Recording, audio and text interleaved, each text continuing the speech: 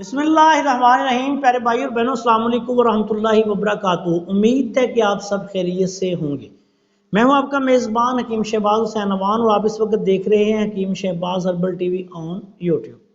آج کی اس مختصر ویڈیو میں کمر درد کے لیے، مہروں کے درد کے لیے، بالخصوص کمر درد کے لیے، پٹھوں کے کھچاؤ کے لیے، ہڈیوں کے دردوں کے لیے ایک انتہائی آسان نسخہ بیان کرنے جا رہا ہوں۔ یہ ایسے لوگ جو دبلے پتلے ہوں، کمزور مریض ہوں، ان کے لیے ایک بہت بڑی دعا ہے۔ اس میں آپ نے سب سے پہلے لینی ہے اشگندھ ناگوری۔ اشگندھ ناگوری آپ نے لینی ہے 100 گرام۔ اس کے بعد آپ نے گوکھرو، جس کو بکڑا بھی بولتے ہیں، وہ لینا ہے 100 گرام۔ تیسرے نمبر پہ آپ نے لینی ہے سرنجان شیریں، یا جس کو سرنجان شیریں بولتے ہیں، یہ آپ نے لینی ہے 100 گرام۔ تینوں چیزوں کو باریک پیس کر پاؤڈر بنا کر رکھ لیں۔ کھانا کھانے کے 1 گھنٹے بعد 1 کپ نیم گرم دودھ کے ساتھ یا دودھ پتی کے ساتھ آپ نے آدھی چمچ یہ دوا دن میں 3 دفعہ کھانی ہے۔